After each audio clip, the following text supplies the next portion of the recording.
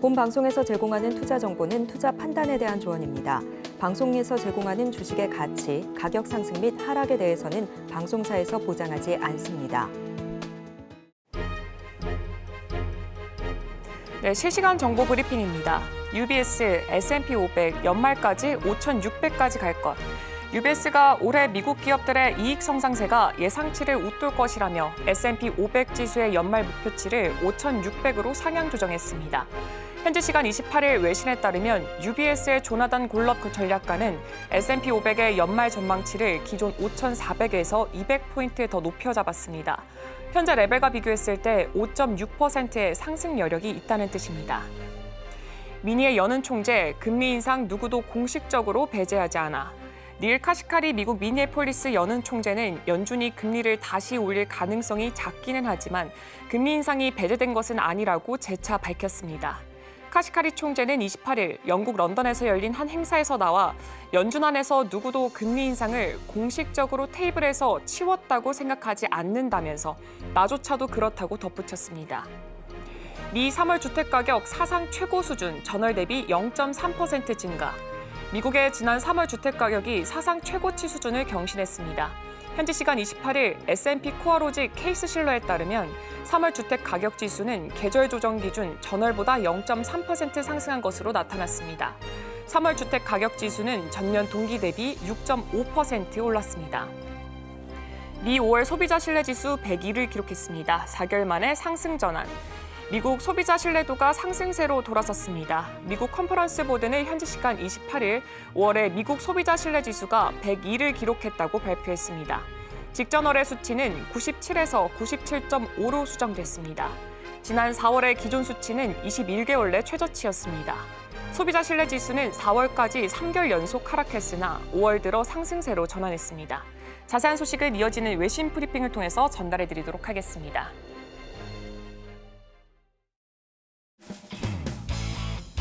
네, 여러분의 성공 투자를 책임지겠습니다. 안녕하십니까. 증시7 진행의 오은비입니다. 네, 전거래일 우리 증시 뚜렷한 방향성을 잡지 못한 채 혼조세로 마감을 했습니다. 한편 약 2시간 전에 마감했던 뉴욕 증시 같은 경우에는요, 이렇게 현충일 하루 쉬고 돌아왔는데 기술주의 강세 속에서 대형 우량주들은 조금 고전하는 모습을 보였습니다. 자세한 이야기는 이어지는 소식을 통해서 전달해드리도록 하겠습니다. 수요일의 증시7 지금 바로 출발하겠습니다.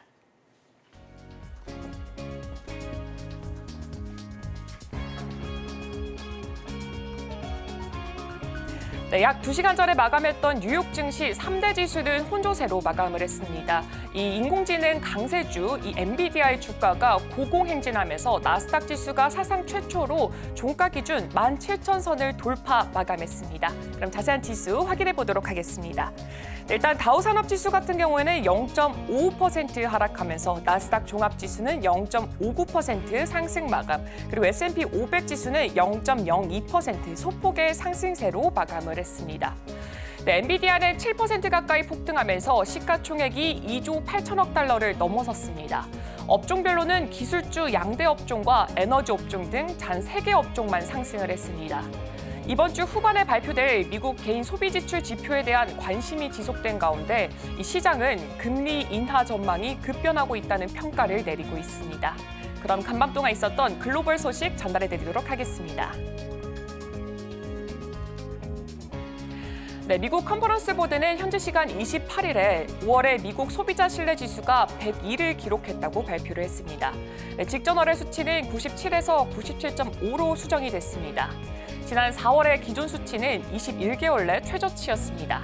네, 소비자 신뢰 지수는 4월까지 3개월 연속 하락을 했으나 5월 들어서 상승세로 전환을 했습니다.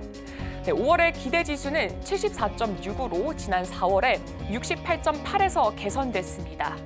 이 4월의 수치 또한 기존의 66.4에서 68.8로 상향 조정됐습니다. 네, 5월의 현재 여건 지수는 143.1로 4월에 140.6에서 마찬가지로 개선이 됐습니다. 이 4월의 수치는 기존의 142.9에서 하향 조정됐습니다. 이 기대 지수가 80을 밑돌 경우에 1년 안에 침체가 올 수 있다는 의미로 풀이되고 있습니다. 이 기대 지수는 소득과 비즈니스, 고용 상황에 대한 단기 전망을 보여주고 있습니다. 현재 여건 지수는 현재의 비즈니스 및 고용 상황에 대한 소비자들의 평가를 반영하고 있습니다. 이 다나 피터슨 컨퍼런스 보드 수석 이코노미스트는 이 5월의 신뢰 지수가 3개월 연속 하락세에서 개선이 됐다며 소비자들의 현재 기업 환경 평가는 지난달보다 살짝 비관적으로 변했지만 이 강력한 고용 시장이 소비자들의 현재 여건 평가를 지탱하고 있다고 분석을 했습니다. 다음 소식 전달해 드리도록 하겠습니다. 네, 매파로 분류되고 있는 닐 카시카리 미국 미니애폴리스 연은 총재가 금리 인하 전에 이 수개월간의 긍정적인 인플레이션 데이터가 필요하다며 이 금리 인하를 서둘러선 안 된다고 강조를 했습니다. 이 카시카리 총재는 현지 시간 28일에 CNBC와의 인터뷰에서 인플레이션이 더 이상 하락하지 않을 경우 중앙은행이 금리를 인상할 수도 있다며 이같이 언급했습니다. 특히 연준이 올해 한두 차례 금리를 인하하려면 어떤 조건이 필요하냐는 질문에 이 카시카리 총재는 더 많은 달의 긍정적인 인플레이션 데이터가 있어야 이 금리 인하가 적절하다는 확신을 가질 수 있다고 답했습니다. 이 카시카리 총재는 인플레이션이 더 둔화하지 않을 경우 금리 인상 가능성도 언급을 하면서 현 시점에서 어떤 것도 배제해서는 안 된다고 덧붙이기도 했습니다. 다음으로 일본 소식 전달해드리겠습니다. 네, 일본의 순대외 자산은 엔화 약세와 또 해외 기업 인수로 해외 자산 가치가 상승을 하면서 2023년 사상 최대치인 471조 3천억 엔으로 6년 연속 증가했다고 재무부가 화요일에 밝혔습니다. 그 결과 일본은 2023년 말 기준으로 순대외 자산 454조 8천억 엔을 기록했던 독일, 412조 7천억 엔을 기록한 중국에 이어서 세계 최대 채권국의 자리를 유지했다고 재무부는 덧붙였습니다. 이 엔화 약세와 해외 직접 투자 증가로 일본 정부, 기업 그리고 개인이 보유한 이 순대외 자산의 가치가 연간 51조엔 증가를 했습니다. 대외 총자산은 1,488조엔, 대외 부채는 1,017조엔을 기록을 했습니다. 일본 재무성은 수정된 경상수지 데이터도 발표를 했습니다. 2023년 전체로 일본은 21조 4천억 엔의 경상수지 흑자를 기록을 했는데 이는 잠정치인 20조 6천억 엔의 이 흑자에 비해서 크게 증가한 수치입니다. 아르헨티나 소식 바로 이어서 전달해드리겠습니다. 하비에르 밀레이 아르헨티나 대통령은 정부가 추진하는 주요 경제 개혁을 둘러싼 이 갈등 속에서 월요일 밤에 취임 5개월 만에 첫 내각 개편에서 니콜라스 포세 내각 총리의 사임을 수락을 했습니다. 이 정부 성명에 따르면 포스는 기에르모 프란스코스 현 내무부 장관으로 교체될 예정입니다. 이번 개각은 극우 자유주의 경제학자인 이 밀레이의 대표 개혁 법안이 의회에서 새로운 장애물에 직면을 하고 또 국채와 현지 통화에 대한 시장 랠리가 지연되고 있는 이 상황에서 이루어졌습니다. 이 퇴임하는 내각 총리의 차기 정부 역할은 앞으로 며칠 내에 발표할 것이라고 성명은 덧붙였습니다. 포세는 루이스 카푸토 경제부 장관과 함께 국제통화기금과의 부채 협상에 참여한 이 팀의 핵심 멤버였습니다. 이 밀레이가 추진하는 경제 개혁에는 국영기업 민영화 계획과 함께 이 300%에 가까운 인플레이션으로 인한 장기적인 경제 위기를 타개하기 위한 다른 긴축 조치도 포함되고 있습니다. 이어서 중국 부동산 소식 전달해드리겠습니다. 네, 중국이 부동산 시장을 살리기 위해서 각종 정책을 내놓는 가운데 이 경제 허브 상하이가 주택 구매 제한을 완화했습니다. 28일 사우스차이나 모닝포스트에 따르면 상하이 정부는 전날 성명을 통해서 생애 첫 주택 구매자를 대상으로 계약금 비율을 기존 30%에서 20%로 낮춘다고 발표를 했습니다. 2주택 구매자에 대해서도 계약금 비율을 종전 50%에서 35%로 낮췄습니다. 또한 2자녀 이상 가정에 대해서 가족의 필요에 따라서 추가로 주택을 구매할 수 있도록 허용을 했습니다. 상하이에는 현재 약 800만 제곱미터 규모의 신규 주택 재고가 있습니다. 중국 부동산 정보 데이터에 따르면 현재 이 판매세를 볼 때 해당 재고 소진에는 1년 이상이 소요될 수 있다고 예측을 했습니다. 이 상하이의 이번 조치는 중국 정부가 지난 17일 생애 첫 주택과 또 두 번째 주택 구매자에게 적용해온 상업대출 금리 하한선을 완전히 철폐하고 지역별 자율금리 제도를 전국적으로 확대하기로 한 데 이은 것입니다. 다음으로 이란 소식 준비했습니다. 네, 이란이 최근 고농축 우라늄 비축량을 더욱 늘린 것으로 나타났습니다. AFP 통신은 27일 국제원자력기구 보고서를 인용해 최대 60%까지 농축한 이란 내 고농축 우라늄 비축량이 11일 기준 142.1kg이라고 보도를 했습니다. IAEA가 2월 보고서에서 제시한 비축량보다 20.6kg 증가한 수치입니다. 이 60% 농축 우라늄은 추가 농축 과정을 거쳐서 2주 내에 핵폭탄 제조용으로도 사용이 가능합니다. 2015년에 체결된 이란의 핵 합의에 따르면 이란은 202.8kg의 저농축 우라늄만 보유할 수가 있습니다. 이 핵 개발 중단 대가로 40여 년간 이어졌던 경제 제재 해체로 가는 듯 했으나 2018년 당시 도널드 트럼프 미 대통령이 독소 조항을 문제를 삼아서 핵 합의를 일방적으로 폐기를 하면서 제재가 복원이 됐습니다. 이 서방국들은 이란이 핵무기 제조 프로그램을 운영 중인 것으로 의심하고 있습니다. 이 핵 합의를 되살리려면 이란 내 핵시설에 대한 AIEA의 투명한 사찰이 보장이 돼야 하는데 이란은 AIEA의 이 검증 요구에 냉소한 태도를 보이고 있습니다. IAEA는 이란 내 이 두 곳에서 핵 활동이 의심이 됐다며 거기서 탐지된 우라늄 입자의 출처 등을 밝히라고 이란 측에 요구를 했지만 무응답이었다고 전했습니다. IAEA는 이란이 최소 핵탄두 3개를 생산할 분량의 농축 우라늄을 확보한 것으로 보고 있습니다. 다음으로 구리 소식 전달해드리겠습니다. 네, 고공행진 중인 국일 가격이 지금보다 4배가량 더 뛸 수 있다는 전망이 나와서 주목을 받고 있습니다. 네, 전 세계 구리 수요가 폭발적으로 증가할 것으로 분석되면서입니다. 경기 흐름을 선행해 보여준다는 뜻에서 이 닥터 코퍼로도 불리고 있는 이 구리 가격은 지난 20일에 장중 한때 톤당 11,104.5달러에 거래가 돼서 사상 최고치를 갈아치운 바가 있습니다.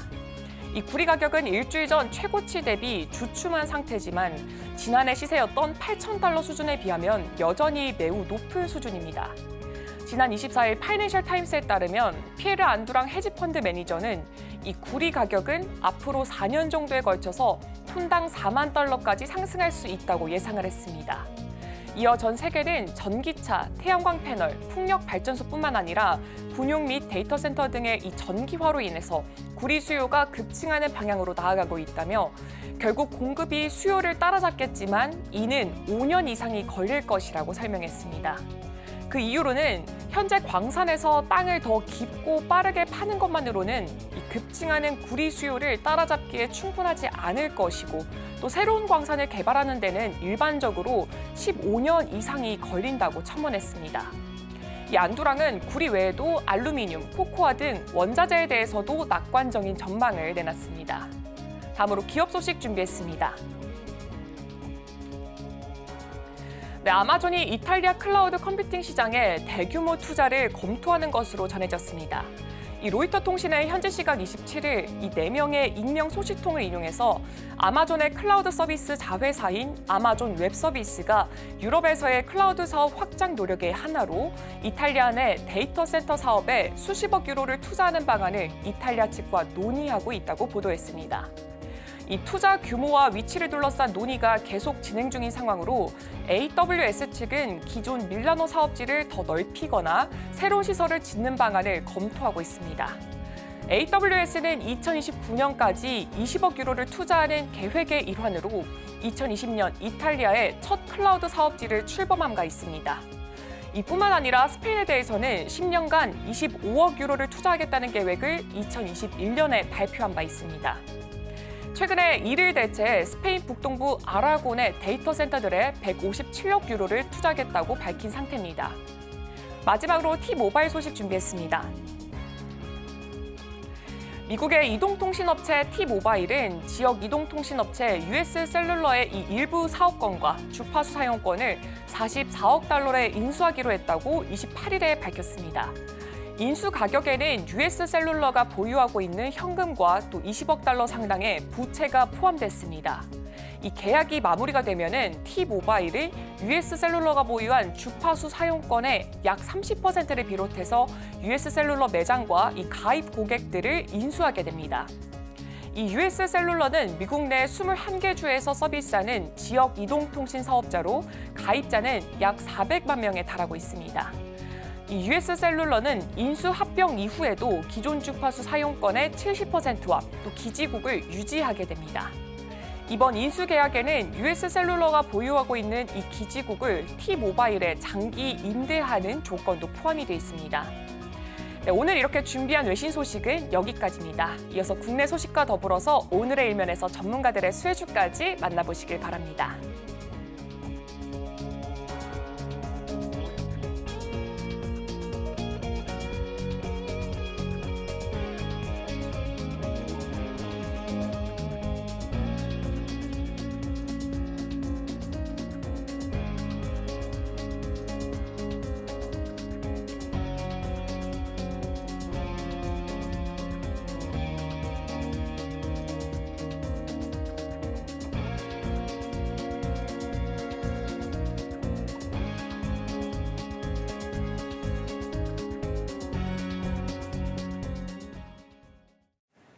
네, 서울경제TV 증시7 조간브리핑 시간입니다. 서울경제신문에서 발행한 이슈 전해드리는데요. 첫 번째 소식부터 하나하나 짚어보겠습니다. 화면 살펴보시죠.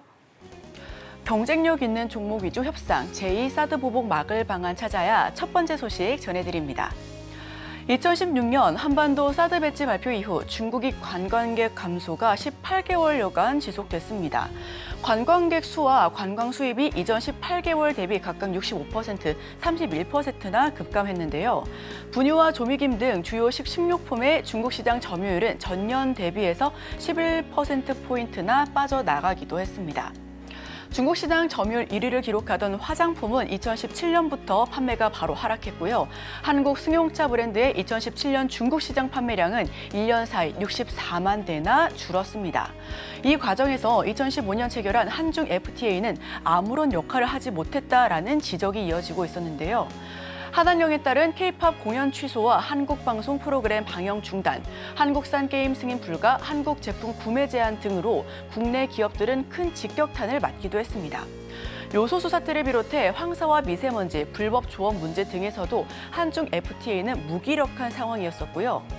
이번 FTA는 양국이 기존의 상품 시장을 넘어서 문화와 관광, 법률 분야까지 개방을 확대하는 의의가 있습니다. 다만 중국이 지정학적 긴장 관계에 따라 언제든 제2의 사드 보복을 할 수 있다라는 상황 역시도 주어지고 있고요. 이에 대안을 마련하고 게임과 방송 등 한국이 실질적인 혜택을 볼 수 있도록 다시 한번 협상해야 된다라는 목소리가 나오고 있습니다. FTA별 수출 관세 절감 효과입니다. 2021년 관세청 수출 신고액 기준이고요. 우선 미국이 가장 큰 파이를 차지하고 있습니다. 16억 달러 수준이고요. 그 뒤를 이어서 유럽연합, 중국은 9억 달러 수준입니다. 대중 수출액 추이는 점점 줄어들고 있는 모습인데요. 문화와 관광, 법률까지 확대를 논의하고 있습니다. 중국 내부의 규제에 큰 기대가 어려워 게임 등 특정 분야 집중에 좀 유리하다라는 부분이 있고요. 하당령 탓에 유통과 여행 등 직격탄을 맞았는데 대중 관세 절감액은 9억 불에 그치고 있는 상황입니다. 알리 등 중국 기업만 혜택을 받고 있다라는 지적도 나오고 있는 만큼 해당 법률도 다시 한번 살펴보셔야겠습니다. 다음 소식입니다. 바이백 재개, 양적 긴축 속도 조절, 미국 국채금리 안정 기대 커져. 네, 두 번째 소식 전해드립니다. 고금리 장기화 상황에 월가, 미국채 금리 상승 압력이 내려갈 수 있을 것이다라는 기대감이 나오고 있습니다. 미국 재무부와 연준이 국채 재매입, 즉 바이백과 양적 긴축의 속도 조절을 통해서 국채시장 유동성 지원에 팔을 걷어붙이면서 나온 기대감인데요. 다만 유동성 공급으로 인플레이션이 재점화하면 연준의 기준금리 인하 시기가 늦춰질 수 있다라는 지적 역시도 나오고 있는 상황입니다. 블룸버그 통신에 따르면 미국 재무부는 이달 1일 발표했었던 국채 바이백을 현지 시간 29일부터 실시한다고 다시 한번 밝혔고요. 계획에 따르면 재무부는 7월 말까지 1개월물부터 30년물 국채까지 20개의 권종에 대해 총 150억 달러 규모의 바이백을 실시한다라고 전했습니다. 바이백은 재무부가 발행했었던 국채를 사들여서 조기 상황, 즉 조기에 소각하는 정책인데요. 신규 채권을 발행해 수요가 낮은 오래된 채권에 매입하는 구조입니다. 미 국채 바이백은 24년 만이고요. 업계에서는 바이백을 통해 국채 가격을 올려서 시중금리를 끌어내리려는 목적이 아니냐라는 관측이 제기되고 있습니다. 재무부는 현지 시간 29일부터 국채를 재매입합니다. 7월 말까지 시행하고요. 유동성 공급을 위한 건데 연준도 4달 보유하고 있는 규모 경감에 착수합니다. 블룸버그 통신에 따르면 부채 시장 구제에 대한 손길인데 국채 금리 하락 때는 인플레에 부담을 줄 수도 있기 때문에 기준금리 인하 시기가 더 늦춰질 수 있다라는 전망 역시 나오고 있는 상황입니다. 다음 소식입니다. SK주 경영진, 하이닉스와 SKT 이사회 첫 합류, 사업관리 강화. 네, 세 번째 소식 전해드립니다. SK그룹의 지주회사인 주식회사 SK주유 경영진이 그룹의 주요 계열사인 SK하이닉스와 SK텔레콤 이사회에 처음으로 합류합니다. 올해부터 지주사 본연의 포트폴리오 관리 기능을 강화하기 위한 차원인데요. 사장급 임원들이 계열사의 의사결정에 참여하고요. 그룹 쇄신에도 속도가 붙을 전망이 나오고 있습니다. 그룹의 쇄신에 발맞춰 지주사도 배당만 받는 수동적인 역할에서 벗어나 계열사의 가치 제고와 재무구조 개선 등에 적극적으로 기여하겠다라는 방침을 다시 세운 건데요. 계열사 가치 제고 적극적으로 나서고 있고요. 장영호 사장 SK하이닉스 멤버로 들어갑니다. 이성영 CFO는 SKT 이사회로 이름을 올렸는데요. 31명의 의사결정 참여하고요. 5년 새 2배가량 는 수치입니다. 최창원식 투자 효율화 가속화될 전망이니까요. SK그룹의 인사 사정도 함께 짚어보시길 바랍니다. 다음 소식입니다. 라인 장수 게임 입단 종료, 네이버와 거리 두나. 네, 최근 네이버와 관련된 소식들 계속해서 나오고 있습니다. 최근 라인 야후가 2가지 게임 운영을 종료하면서 다양한 해석이 나오고 있는데요. 비용 절감을 위해 출시된 10년이 넘어서 수익성을 악화하려는 서비스를 끝낸 것이다라는 분석이 나오고 있고요. 일각에서는 라인 야후가 네이버와 거리를 두기 위한 행보의 일환이다라는 분석 역시도 나오고 있습니다. 두 게임 모두 네이버의 자회사였던 라인 측이 운영한 게임이었기 때문인데 네이버에서 기술적인 협력 관계에서 독립을 추진하려는 라인 야후로서 수익성이 악화하려는 라인 야후 측의 게임을 굳이 운영할 필요가 없기 때문이다라는 말이 풀이되고 있고요.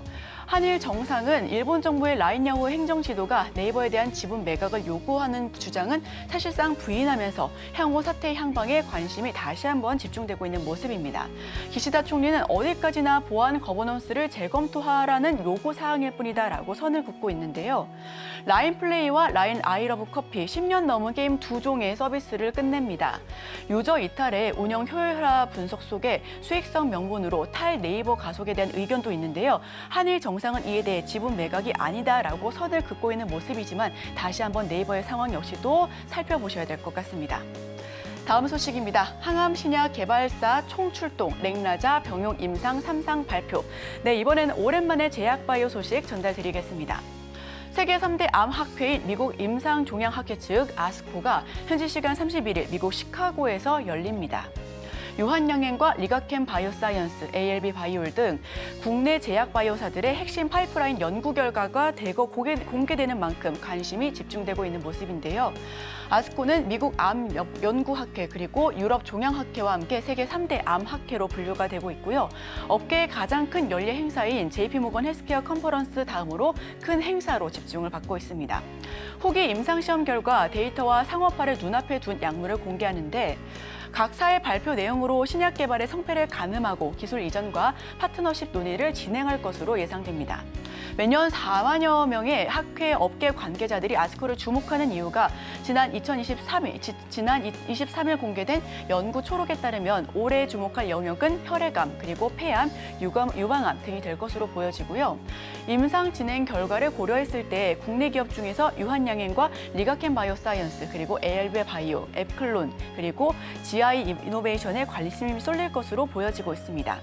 유한양행은 신약 렉나자와 얀센의 리브리반트 병용요법 임상 3상에 대한 효과 데이터를 발표할 것으로 보여지고요. 최근 HLB의 간암 신약 1차 치료제가 FDA에서 최종 보안 요구 공문을 받은 만큼 첫 국산 항암제의 타이틀을 거머쥘 다음 타자로 관심이 쏠리고 있습니다. 혈액암 분야에서는 앱클론의 임상 1상 추적 관찰 결과 포스터 발표가 이루어질 것으로 전망이 되고요. 리가켄 바이오사이언스는 중국 파트너사인 포순제약이 임상 2상 데이터를 발표할 것으로 보여집니다. 초록에 따르면 아스트라제네카의 ADC 치료제 에너2 임상 결과와 유사한 수준일 것이다라는 전망이 나오고 있고요. 의료 AI 기업 루닛은 AI 바이오마커 플랫폼 루닛스코프를 활용한 연구 7편을 발표할 것으로 예상하고 있습니다. 우선 아스코 2024 국내 참가 기업 명단입니다. 업체는 유한양행과 리가캠 바이오사이언스 HLB, 그리고 ALB 바이오, 앱클론과 GI 이노베이션이 될 것으로 보이는데요. 여기서 파이프라인과 정억중을 공개할 것으로 예상하고 있습니다. 미국 임상종양학회 31일 개막해 나섭니다. 매년 학회에서는 업계 관계자 4만 명이 몰리는 큰 행사이기 때문에 많은 주목을 받고 있는데요. 유한양행과 리가캠 바이오, ALB 등 참석할 것으로 보여지는데 우선 후기 임상과 상용화를 앞둔 약을 공개하니까요. 제약바이오의 소식과 함께 살펴보시면 좋겠습니다.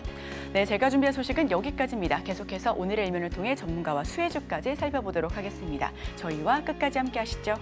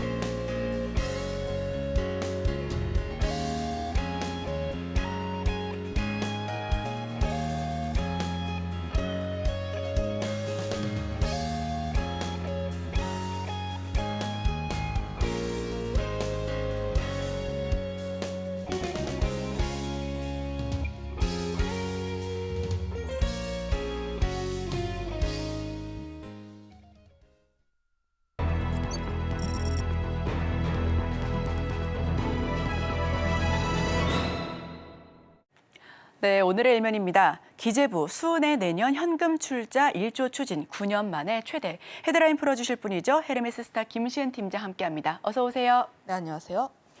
네, 기획재정부가 한국수출입은행에 내년 1조 원 규모의 현금을 투입할 방침입니다. 이런 현금 출자 방식으로는 2016년 이후에 최대 금액으로 꼽히고 있는데요. 어떤 소식인지 헤드라인 풀어주시죠. 올해 초에 수은법이 통과가 되면서 방산 섹터에 대해서 기대감을 굉장히 많이 키워왔는데 이번 조치 같은 경우에는 그 수은법 조치에 의한 후속 조치라고 생각을 해보시면 좋을 것 같습니다. 수은법이라는 걸 좀 잘 생각을 해보면 뭐 방산이라든지 항공 이런 굉장히 규모가 큰 프로젝트는 보통 수출 파이낸싱이라고 진행을 하고 있다라고 보시면 좋을 것 같고 만약에 수출 계약을 좀 체결했을 때 우리나라가 예를 들어서 수출국에다가 돈을 먼저 빌려주는 겁니다. 우리나라 정부가 지금 같은 경우에는 폴란드 정부에다 돈을 좀 대여한다라고 보시면 좋을 것 같고 그리고 폴란드 정부 같은 경우에는 그 대여한 금액을 약 5년이라든지 10년 정도 좀 장기간에 걸쳐서 천천히 갚는다라고 보시면 좋을 것 같은데 가장 중요한 포인트는 수은법이 개정이 되었는데 과연 폴란드 정부가 돈을 빌려올 수 있는지 여부가 가장 중요하다라고 보시면 좋을 것 같습니다. 그런데 좀 문제가 있었던 게 2차 계약 같은 경우엔 폴란드 정부가 요구하는 금액이 너무 커요.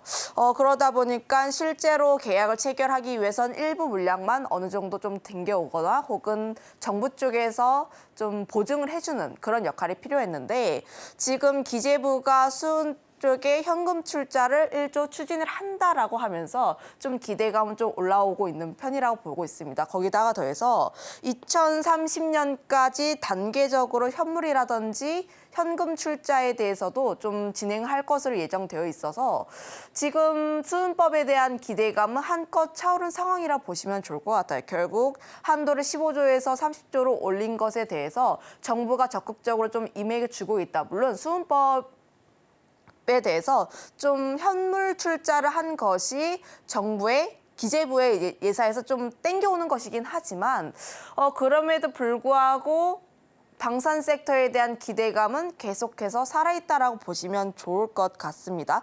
내년 같은 경우에도 예산 협의 중에 있고 관련한 기대감이 어느 정도 살아있는 상황 속에서 관련 내용 같은 경우는 우리가 조금 더 추적을 해볼 필요가 있지 않을까라는 의견 드려보도록 하겠고 그로 인해서 현재 방산 섹터가 좀 다시 한번 이야기가 나와지고 있는 상황 속에서 이런 물론 단독 뉴스이긴 하지만 그럼에도 불구하고 우리가 계속 관심 있게 봐야 하는 뉴스는 맞다라고 보여지고 있습니다.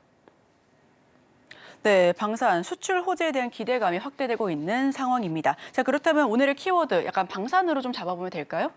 아무래도 방산 같은 경우도 좀 계속 관심 있게 봐야 하는 섹터라고 보시면 좋을 것 같은데 결국 중요한 것은 방산이 지난해와 그리고 상반기에 굉장히 큰 폭의 성장세가 나왔어요. 주가에 대한 상승세도 나왔고 좀 기대감도 크게 나왔던 만큼 현재 그런 방산 섹터 너무 오른 것이 아니냐 혹은 성장이 지속되는지 여부를 우리가 조금 더 체크를 해봐야 하는데 결국 저는 우리나라 방산 섹터의 구조적인 성장세를 감안을 하면 여전히 관심 있게 볼 필요가 있지 않을까.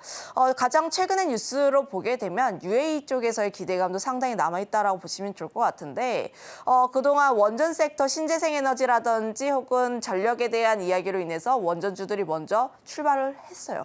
그런데 방산 같은 경우에는 이제서야 막 눌림목에서 올라가려는 그런 모양새를 가지고 있는데 특히 UAE라든지 사우디 같은 중동 머니를 잡는 게 가장 중요하지 않을까. 그런데 이번에 뉴스들이 한번 나오게 되면서 기대감 상당히 커지고 있다라고 보시면 좋을 것 같고 우리나라가 UAE라든지 사우디 중동 쪽에서의 레퍼런스가 없느냐? 그건 또 아닙니다.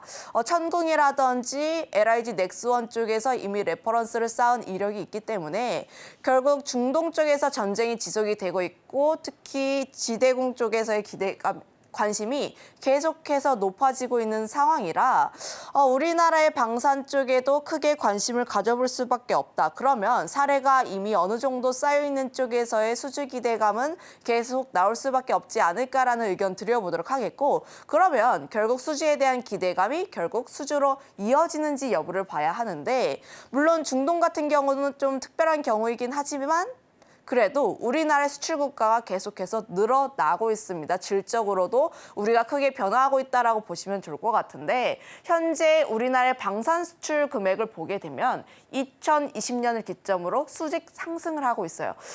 기존에 2010년대를 보게 되었을 때 수주 잔고가 굉장히 적었습니다. 굉장히 적었지만 2020년 우크라이나 전쟁 이후에 우리나라의 방산 굉장히 가성비가 높다라는 이야기로 들면서 결국 수출 국가라든지 수출 품목이 굉장히 큰 폭으로 늘어났는데 지난해 같은 경우에는 약 140억 달러의 수출을 진행을 했어요. 올해 같은 경우는 200억 달러라고 보시면 좋을 것 같은데 이 목표를 좀 채우지 않을까라고 보여지고 있고 결국 방산을 수주를 받는다는 것 자체가 결국 수출로 밀어낼 수 있는 물량이 그만큼 된다라고 보시면 좋을 것 같고 그로 인해서 여전히 방산 섹터 같은 경우에는 성장에 대한 기대감이 상당히 남아있다라고 보시면 좋을 것 같습니다. 1분기 같은 경우도 보면 빅4에 대한 수주 잔고가 약 77조가 예정이 좀 남아있다 보니까 여전히 먹을 수 있는 성장에 대한 캐파는 남아있다라고 보시면 좋을 것 같아요. 그러면 우리나라만 잘하는 것이 아니라 결국 전 세계가 얼마나 많이 수주를 넣을 수 있는지 전 세계도 한번 살펴볼 필요가 있는데 결국 글로벌 국가들 특히 미국이라든지 유럽 혹은 중국 쪽에서의 국방 예상비가 계속 증가를 하고 있습니다. 결국 계속 전쟁도 계속 터져 나가고 있는 상황이고 중동이라든지 우크라이나 전쟁에 대한 이야기 좀 협상할까라는 내용들이 계속 나왔지만 결국까지는 ING라는 거예요. 결국 그러면은 전 세계 국가들 역시도 안보에 대한 위협이 나와주고 있고 국방 예상을 계속 늘릴 수밖에 없는데 그중에서 좀 크게 성장하고 있는 쪽이 미국이라고 보시면 좋을 것 같습니다. 물론 절대적인 금액이라고 보면 미국이라고 보시면 좋을 것 같고 성장률로 보게 되었을 때는 동남아시아 국가를 좀 주목해 볼 필요가 있는데 우선 미국 쪽을 보게 되었을 때는 대선이란 이벤트를 앞두고 있다라는 점. 그런데 방산 섹터를 보게 되었을 때 트럼프가 이기든 혹은 바이든이 이기든 수혜를 받을 수밖에 없는 섹터다라고 보시면 좋을 것 같고 바이든 같은 경우에도 보게 되었을 때 좀 그동안 좀 온화하지 않을까라고 했지만 국방 예산비는 계속해서 증액을 하고 있는 추세입니다.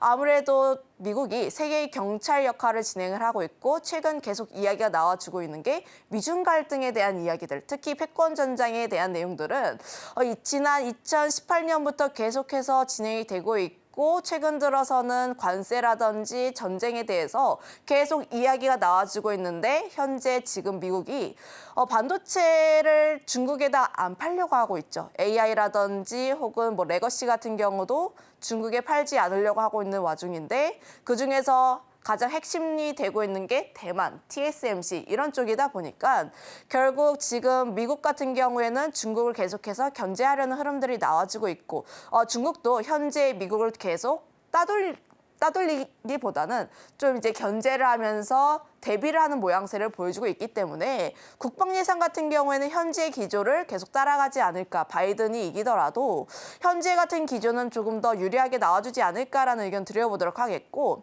트럼프가 된다면 우리나라 방산 쪽은 조금 더 강할 수가 있겠습니다. 그 이유가 좀 트럼프라는 사람의 특성을 생각을 해보면은 굉장히 과격하고 발언 같은 경우도 좀 강하게 발언을 하는 편인데 특히 뭐 방산이라든지 이런 부분을 보게 됐을 때 주한미군 방위 부담금을 좀 더 내라. 유럽 같은 경우에는 너네 돈을 좀 덜 낸다. 돈을 더 내라. 우리나라한테만 좀 그러니까 미국께만 부담을 하지 말아라라는 내용만 하다 보니까 결국 지금 트럼프라는 인물의 특성을 생각을 해봤을 때는 좀 긴장감을 높이는 그런 수위가 높은 발언이 좀 나와주지 않을까라고 보여지고 있어서 결국 글로벌 국가들이 예산을 계속해서 올리게 되는 계기가 되지 않을까. 그러면 이들도 돈이 어느 정도 한정적이고 예산도 조금씩 올리고 있는데 결국 그쪽에서 무기를 가져오기 위해선 가성비가 좀 좋거나 혹은 부족한 쪽에서의 무기를 가져올 수밖에 없는데 그 대안이 우리나라가 좀 크게 되지 않을까.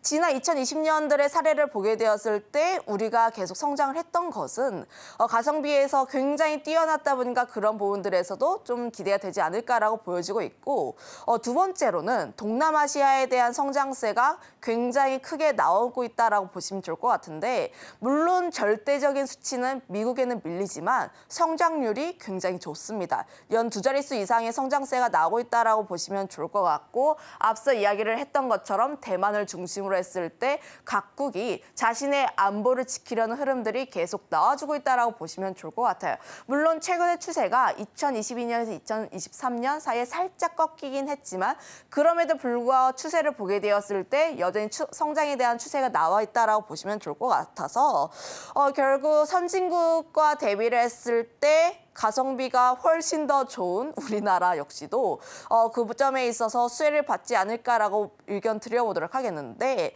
결국 그렇게 된다면 전 세계적으로 예산비는 증가를 하고 있고 관련했을 때 지정학적 리스크는 끝나지 않았는데 수주 잔고는 계속해서 쌓여가 있다. 그러면 결국 수주 같은 경우에도 추가적으로 더 받을 가능성이 굉장히 높다 보니 저는 방산 섹터 같은 경우에는 성장이 아직 꺾이지 않았고 여전히 진행 중이다라고 보시면 좋을 것 같습니다. 네, 우리 팀장님께서 전반적으로 상세하게 좀 풀어주셨습니다. 2024년 한국 방산 수주 잔고가 우상향 추세이기도 하고요. 바이든 대통령 취임 이후에 국방 예산이 해마다 증액되고 있는 상황도 사실입니다. 특히나 동남아시아 시장에서 국방 예산 증가율이 연 두 자릿수 이상 증가하고 있다는 것도 굉장히 고무적인데요. 자, 그렇다면 오늘의 일명, 오늘은 방산주 자세하게 풀어보겠습니다. 어떤 종목 가지고 와주셨을까요? 일단 방산 섹터 전반적으로 긍정적인 의견 우선적으로 드려보도록 하겠고 그 이유가 외국인들의 매수세가 계속 지속이 되고 있습니다. 특히 방산 섹터 같은 경우에는 그동안 굉장히 많이 올랐다 보니까 사실 주가적인 측면에 있어서 부담스러운 것도 사실이에요. 그럼에도 불구하고 외국인들의 러브콜이 계속 이어지고 있다는 점을 감안을 하면 오히려 눌림목 시에는 우리가 조금 더 관심 있게 봐야 하지 않을까. 오히려 방산 섹터 같은 경우는 주가가 이슈를 받고 주가가 굉장히 강하게 올랐을 때 접근을 하기에는 다소 부담스럽지만 우리가 눌렸을 때는 부담 없이 좀 접근해 볼 수 있지 않을까라는 의견 드려보도록 하겠는데 가장 대표적으로 나오고 있는 섹터가 종목이 한화에어로스페이스. 항상 대장주로 언급이 되는 종목군이라고 보시면 좋을 것 같은데 이 종목의 주가를 보게 되었을 때는 최근에 단기적인 눌림이 나왔다가 다시 한번 위로 올라가려는 흐름들을 보여주고 있습니다. 저는 이 현재 자리에서 접근을 하기에도 나쁘지는 않다라는 의견 드려보도록 하겠고 특히 한화에어로스페이스 같은 경우를 보게 되었을 때 수주잔고가 계속해서 증가하는 흐름들이 나와주고 있어요. 30조 이상의 수주잔고가 계속 나와주고 있다라고 보시면 좋을 것 같아서 실적에 대한 성장세는 계속 나와주고 있다. 물론 1분기 실적이 우리의 예상치에는 좀 미치지 못했습니다. 하지만 언제 언제 납품을 하는지에 따라서 좀 분기마다의 실적 차이는 좀 있을 수는 있어도 그럼에도 불구하고 납품을 했다라는 사실은 변하지가 않다 보니까 매출 성장에 대한 기대감은 여전히 유효하다라고 보시면 좋을 것 같고, 관련했을 때 우주항공청에 대한 기대감도 좀 어느 정도 남아있다라고 보시면 좋을 것 같은데, 물론 어제 우주항공청이 개청을 했습니다만 그럼에도 불구하고 기대감은 상당히 남아있다라는 점, 특히 하나에로스페이스라는 이름이 기대가 되는 게 우주항공청이라든지 나로라든지 방산 혹은 우주항공 쪽에 관여하는 사업이 굉장히 다양해요. 그런데 어제 같은 경우에는 좀 이제 그제에 좀 개청을 했는데, 좀 이제 세로뉴스로 작용을 할 수 있지만 앞으로의 성장세, 특히 우리나라가 우주항공청에 대한 가지고 있는 기대감을 감안을 하면 하나에로스페이스를 비롯한 하나그룹주에 좀 일감이 많이 몰아지지 않을까라는 의견 드려보도록 하겠고, 거기다가 하반기에는 인적 분할이 어느 정도 마무리가 될 텐데, 그동안 하나에로스페이스는 좀 다양하게 사업군을 영위하고 있어서 디스카운트 요소가 굉장히 다양했습니다. 하지만 인적 분할을 마무리된다면 방산에 대한 부분만 남아있다 보니까 온전하게 방산, 그리고 방산을 가지고 있는 수주 잔고에 대해서 온전히 좀 기대감 받을 수 있어서 관련했을 때 디스카운트 요소가 해소가 된다는 점에 따라서 좀 기대가 된다라고 보시면 좋을 것 같고요. 어제 같은 경우 제가 이 종목을 좀 주목을 했던 가장 큰 이유는 한 리포트가 나왔는데, 거기에서 목표 주가를 굉장히 큰 폭으로 상향을 했다라는 겁니다. 그들의 애널리스트도 굉장히 다양한 이유로 분석을 하고 이 종목이 어디까지는 올라갈 수 있겠다라고 산정을 해서 내놨는데, 이 종목의 목표 주가가 16만 원에서 25만 원으로 공격적으로 상향을 했다라는 거예요. 그동안 하나에로스페이스 같은 경우를 보게 되었을 때, 지난 전고점을 보게 되었을 때는 사실 목표 주가에 대한 부분들도 어느 정도 목에 찼고, 그러면 앞으로 이 기업이 얼마나 더 성장을 할 수 있을까, 목표 주가에 대한 부분들도 좀 살짝 불안감이 있었다라고 판단을 하고 있습니다. 하지만 한 리포트에서 목표 주가를 굉장히 공격적으로 늘렸다라는 점에서 여전히 지금 하나에로스페이스 같은 경우는 좀 더 앞으로 상승 쪽에 대해서 기대를 해볼 수 있지 않을까라는 의견 드려보도록 하겠고, 두 번째로 보고 있는 기업 같은 경우에는 한국항공우주라고 보시면 좋을 것 같은데, 최근 들어서 우주항공청 모멘텀으로 인해서 좀 주가가 부각을 받는 기업이라 보시면 좋을 것 같은데, 다만 새로운 수출에 대한 모멘텀도 좀 기대가 된다라고 보시면 좋을 것 같아요. 2022년 폴란드와 좀 대규모로 진행을 하게 되면서 이렇다 할 좀 긍정적인 내용들이 없었지만, 앞서 이야기를 했던 것처럼 말레이시아에 대한 기대감도 좀 어느 정도 남아있다라는 점. 지난해 말레이시아 쪽에서 수출을 좀 어느 정도 진행을 했기 때문에 레퍼런스도 어느 정도 진행이 되어 있다라는 점을 감안하면 말레이시아 쪽을 기대를 한다면 한국 항공우주에 대한 기대감도 상당히 높게 나와 있다라고 보시면 좋을 것 같습니다.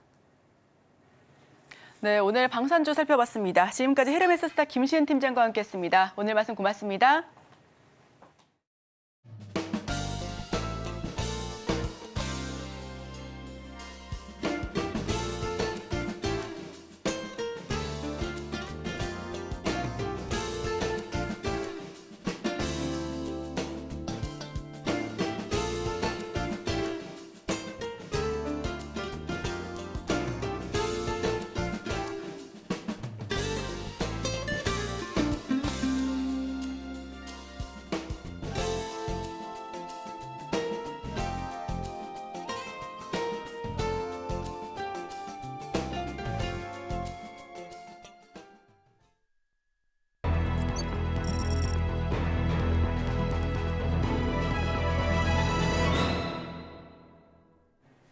네, 투자하시기 전에 보면 좋을 리포트 하나 준비했습니다. 오늘은 교촌 F&B입니다.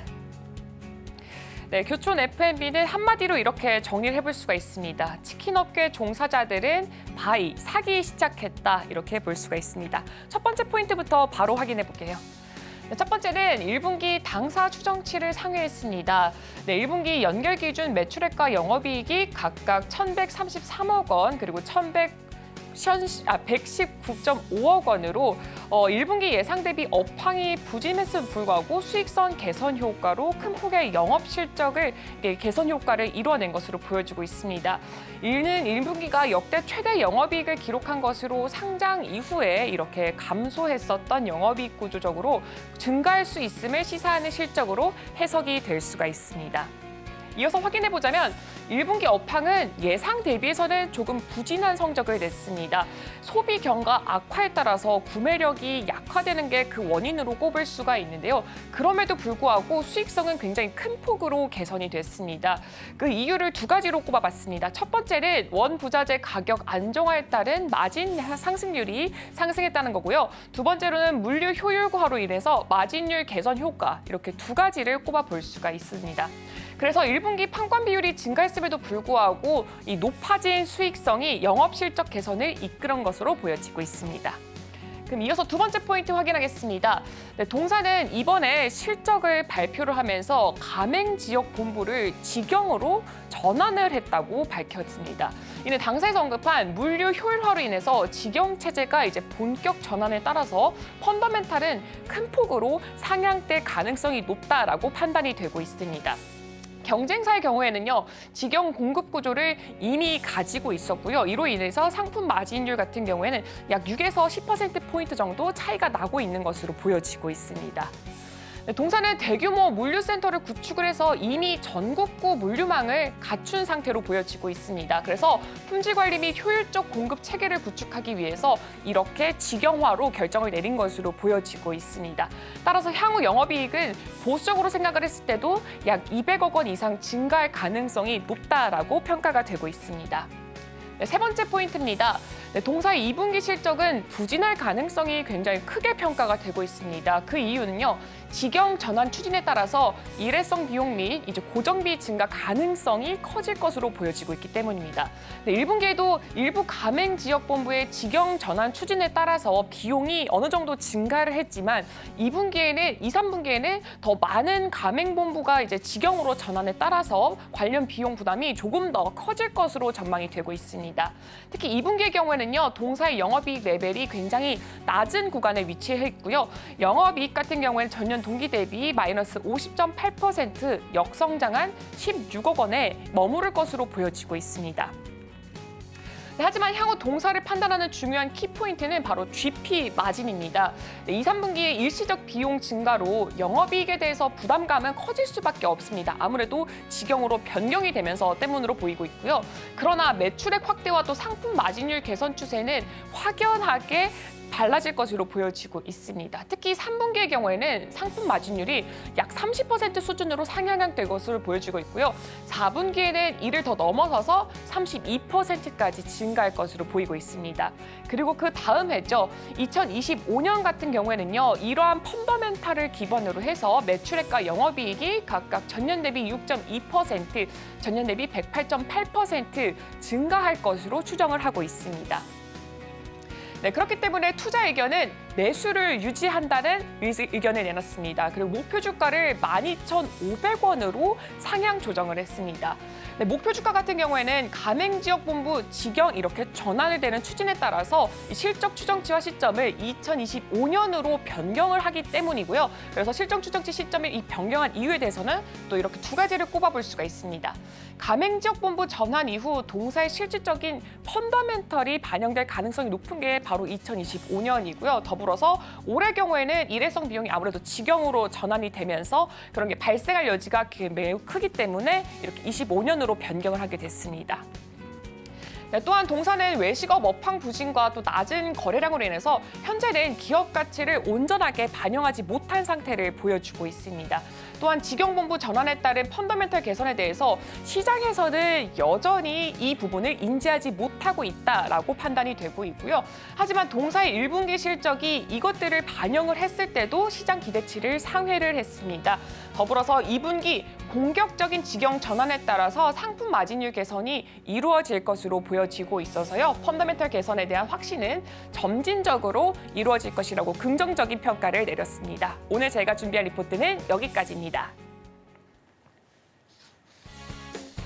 오늘 핵심 요약 세 줄입니다. 오늘 한국의 무역지수와 교육조건 잠정치가 발표될 예정입니다.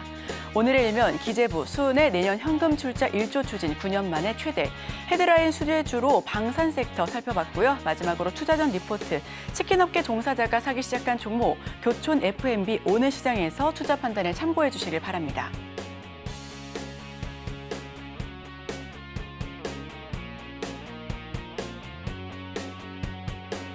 네, 오늘 저희가 방송 중에 제공해드린 정보는요, 투자 판단의 참고 자료일 뿐 해당 종목의 가치 또는 상승과 하락을 보장하지는 않습니다. 잠시 후 오늘 증시팔, 오늘의 승부주가 방송될 예정입니다. 승부주에 대한 다양한 힌트와 함께 전문가 인사이트도 가져가실 수가 있으니까요. 끝까지 함께 하시길 바랍니다. 오늘 저희가 준비한 소식은 여기까지입니다. 저희는 내일 이 시간에 또 찾아뵙도록 하겠습니다. 함께 해주신 여러분, 오늘도 고맙습니다.